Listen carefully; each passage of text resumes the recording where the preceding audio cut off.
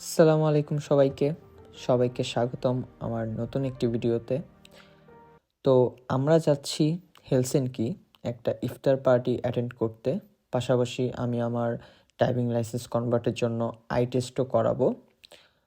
তো হ্যাঁ, ভিডিওটি শেষ পর্যন্ত দেখুন।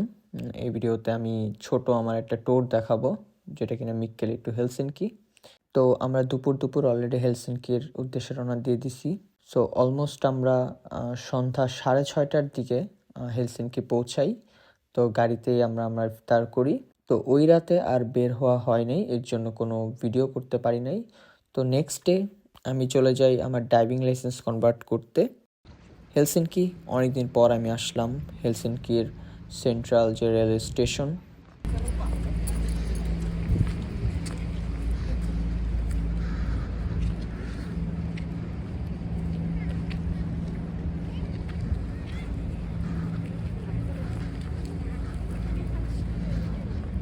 এখন এটা ধরে আমি যাব আমার যে অ্যাপয়েন্টমেন্ট নেওয়া যে ডক্টরের কাছে, সেখানে।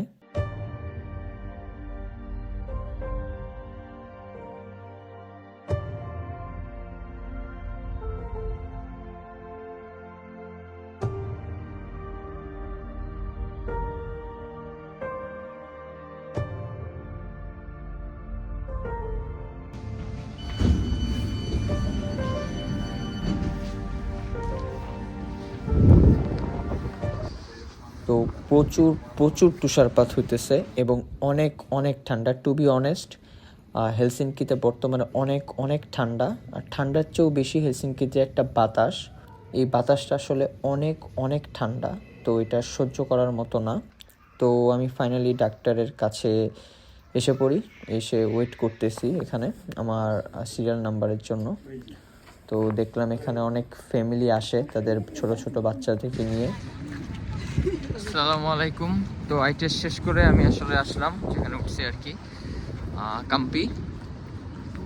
তো হেলসিনকিতে বাতাসটা অনেক বেশি কম্পেয়ার টু মিক্কেলি। তো বাতাসটার জন্য আসলে একটু পেন হয়ে যায়। তো আমি যদি শীতের হেলসিনকিতে আপনাকে একটু দেখাই,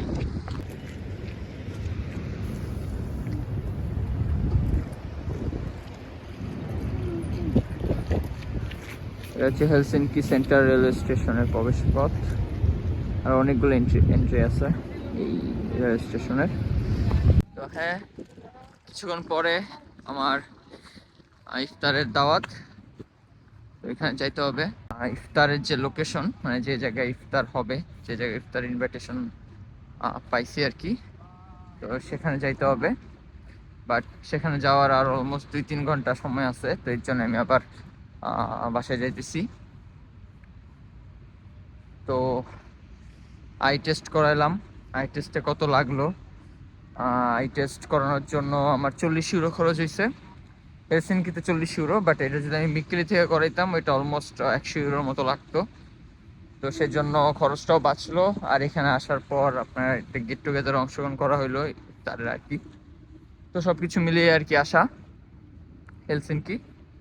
তো আমার ডাক্তার একটা সার্টিফিকেট দিছে, তো সেটা আবার যেখানে ড্রাইভিং লাইসেন্স কনভার্ট হয় বাংলাদেশেরটা, যেখানে মানে Bangladesh driving licence to finish driving licence যেখানে কনভার্ট হয়, সেখানে গিয়ে জাস্ট আমি সার্টিফিকেটটা প্রোভাইড করব আর আমার বাংলাদেশের লাইসেন্সটা প্রোভাইড করব। তো তারা কিছুদিন টাইম নেবে, মানে কিছুদিন বলতে 1-1.5 মাস, 2 মাস, 3 মাস এরকম টাইম নেবে। এরপর আমাকে ফিনিশ ড্রাইভিং লাইসেন্স যেটা ওইটা দিয়ে প্রোভাইড করে দিবে। তো হ্যাঁ, এটাই ছিল আর কি।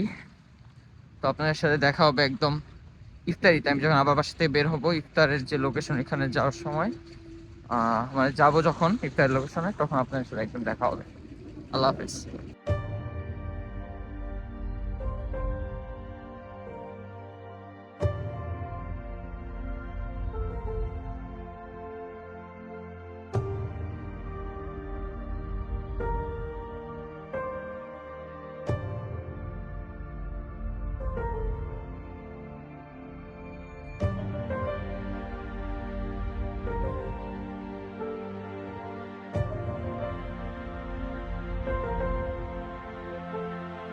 সো আমি কিছুক্ষণের জন্য আমার হাতটা বের করছিলাম গ্লাভসের থেকে, বাট ওরা জমা অবস্থা। হ্যাঁ, তো মিকেলিতে তো গাড়ি আছে, তো গাড়ি দিয়ে মানে হাঁটতে হয় না আর কি। তো শীতটা আসলে অতটা বোঝা যায় না, বাট হেলসিঙ্কিতে মিক্কেলির থেকে টেম্পারেচার অনেক কম। মিক্কেলিতে যখন এই টাইমে -10, 15, 16, 17, 18 চলে, বাট হেলসিঙ্কিতে এখন মাত্র -5। বাট ওই যে হাঁটা হয় না যেটা বললাম, তো এখন হাঁটতেছি। তো হাত একটু 2 মিনিটের জন্য বের করলেও অনেক মানে ডিফারেন্ট লেভেলের একটা কষ্ট হয়, ডিফারেন্ট লেভেলের একটা যন্ত্রণা শুরু হয় হাতে, তো অনেক খারাপ লাগে। তো সেটাই ফুল প্যাকেট হয়ে থাকতে হবে আর কি।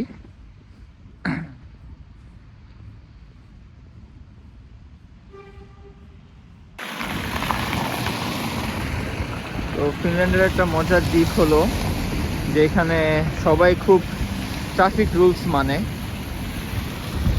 তো যদি কোনো খালি রোডও থাকে, একদম খালি রোড, কোনো গাড়ি ঘোড়া নাই, তখনও যদি আপনার পথচারী যে সিগন্যাল যদি রেড থাকে, তাও সবাই ওই জায়গাতেই দাঁড়ায় থাকবে। মানে তারা এতটা ব্রুটাল, মানে ব্রুটালি অনেস্ট যেটাকে বলে, বা এতটা ব্রুটাল তাদের ডিসিপ্লিনের ক্ষেত্রে। তো অনেক অনেক বেশি ডিসিপ্লিন তারা। আর হ্যাঁ, তো এটার জন্যই আর কি ফিনল্যান্ড এত সুখী দেশ। আমাদের জন্য না আর কি, নট ফর নিউজিল্যান্ড, দেশের মানুষের জন্য।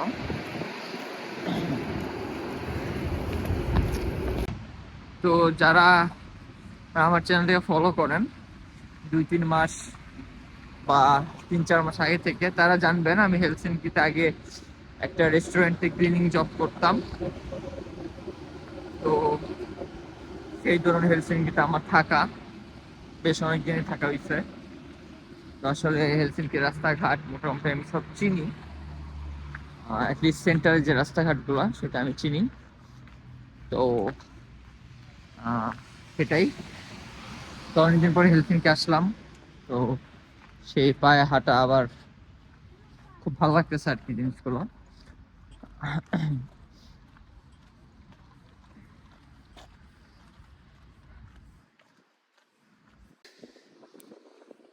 এটা গাইস একটা লেক, অনেক বড়।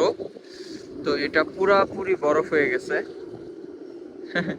এটা অনেক বড় একটা লেক, এখন এটা পুরাপুরি বরফ,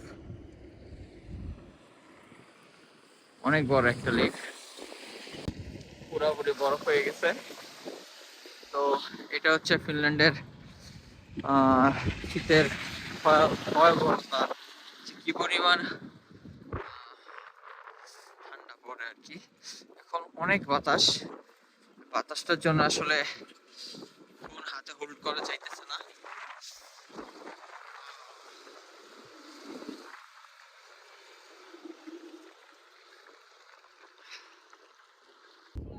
এখন আমি ইফতারে যাওয়ার জন্য রওনা দিতেছি। সাথে আমার এক ভাই ছিল, সে ভাইকে নিয়ে আমি আসলে ওই লোকেশনে যাইতেছি। তো যাওয়ার পর আপনারা দেখেন যে কি কি আইটেম ছিল ইফতারে, এবং ইফতারটা কতটুকু গ্র্যান্ডভাবে করা হয়েছে। এটা আসলে একটা গেট টুগেদার, বাট তারপরও খুব ভালোভাবে অনেকজন মিলে ইফতারটা অ্যারেঞ্জ করা হয়েছে। এবং ইফতারের পর রাতের ডিনারও ছিল। তো খুবই ভালোভাবে আর কি দিনটা শেষ হয়েছে। আসলে অল থ্যাঙ্কস গোজ টু কাম্পি ফ্যামিলি, অ্যান্ড আর স্পেসিফিকভাবে বলতে গেলে কাম্পি নাইট রাইডার্স। তো কাম্পি কমিউনিটির প্রায় প্রত্যেকটা ভাইয়েরাই খুবই ফ্রেন্ডলি, খুবই আন্তরিক। তারা নতুনদের একদম খুবই আপন করে নেয়। তো একটা সুন্দর একটা ভাইব পাবেন আপনারা যদি ফিনল্যান্ডে এসে এই কাম্পি কমিউনিটির সাথে যোগ দিতে পারেন বা যুক্ত হতে পারেন। খুবই ফ্রেন্ডলি একটা ভাইব পাবেন, এবং তারা আপনাকে অ্যাজ এ ফ্যামিলি মেম্বার হিসেবেই কাউন্ট করবে। তো ইফতারের পরেও আমরা ওইখানে 4-5 ঘন্টা স্টে করছি, দেন আমি রাতের ডিনার করছি, দেন বাসায় ফিরছি। এরই মাঝখানে আমরা ওইখানে পুল খেলা হয়েছে। তো আসন্ন ফিন বাংলা টুর্নামেন্টের জন্য কাম্পি নাইট রাইডার্সের জার্সি গিভিং সেরিমনিও হয়েছে মাঝখানে।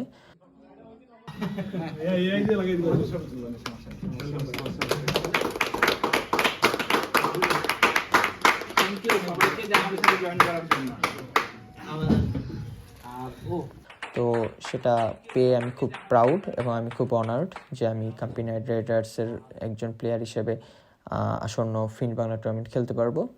এছাড়াও আমরা অনেক মজা করছি, আমরা পুল খেলছি, নামাজ পড়ছি এবং ডিনার করে আমরা যে যার বাসায় আলহামদুলিল্লাহ সুস্থভাবে পৌঁছাতে পারছি এবং পরের দিন সকালেই আমি আবার মিক্কেলি ব্যাক করি।